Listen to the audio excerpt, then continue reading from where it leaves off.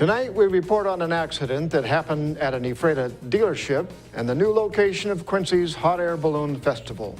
What's going on in sports, Bob?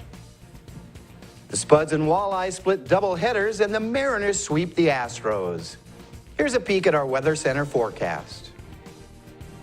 Good to be with you, everybody. A cold front approaches the area, possibly bringing a slight chance for showers and storms.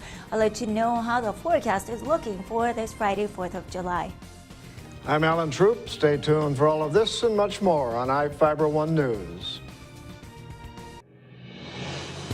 From the iFIBER 1 HD studio here in the heart of the Columbia Basin, this is iFIBER 1 News.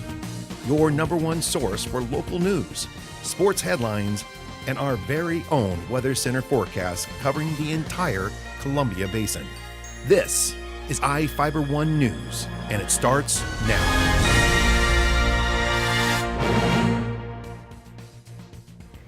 A Toyota pickup collided with a Dodge Ram pickup parked at Barry Chrysler Jeep Dodge in Ephrata. The collision occurred this morning at the Basin Street dealership. A person appeared to be transported from the scene by ambulance. Dealership owner Denver Morford said it's unfortunate that she hit some of my inventory, but the manner that she did it was the softest way she could bring that car to a stop. Another foot in either direction and she would have come to a screeching halt. Hopefully she's doing okay. Ephrata police were unable to provide details about the collision Wednesday afternoon. A gang member is serving 23 years in prison after triggering a 3-hour standoff in Moses Lake last year. Eddie Hernandez, a 22-year-old Warden man, pleaded guilty in Grant County Superior Court to residential burglary, unlawful possession of a firearm, and assault.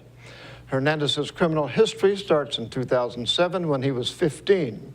It includes convictions for rape of a child, residential burglary, unlawful possession of a firearm, assault, and willful alteration or forgery of a request for life-ending medication. He initially faced being sentenced between 4 and 6 years in prison, but the prosecutor and defense attorney agreed to a longer sentence. Judge John Antos sentenced Hernandez to 23 years in prison. Prosecutor Angus Lee stated Hernandez is a gang member and credited the Gang Prosecution Task Force for the conviction. In June of 2013, Hernandez fled from police, hid in a home on the 500 block of Hawthorne Drive. Police negotiated with him for about 3 hours through a loudspeaker before Hernandez surrendered. Community members teamed up to raise money for the battle against cancer this weekend at the annual Relay for Life. Reporter Jeff Chu has the story. Hundreds turned out for the annual Relays for Life in Quincy and Ephrata last weekend to raise thousands of dollars to fight cancer. Both events were led by cancer survivors who walked the tracks at Quincy and Ephrata high school sports fields.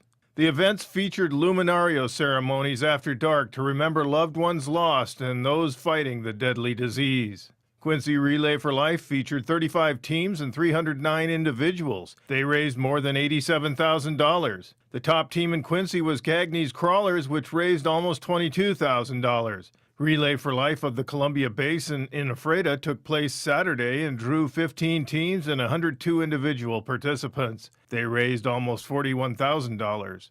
The top Ephrata team was PUD Volkswalkers, which raised nearly $10,400. Ephrata's relay took on a Dr. Seuss theme and featured games and live music. I'm Jeff Chu for iFIBER 1 News. Thank you, Jeff. Roughly 900 homes and businesses in the Soap Lake and Lakeview areas lost power for about 2 hours Monday night. The outage started around 11:30 p.m. when a breaker came open on a power line.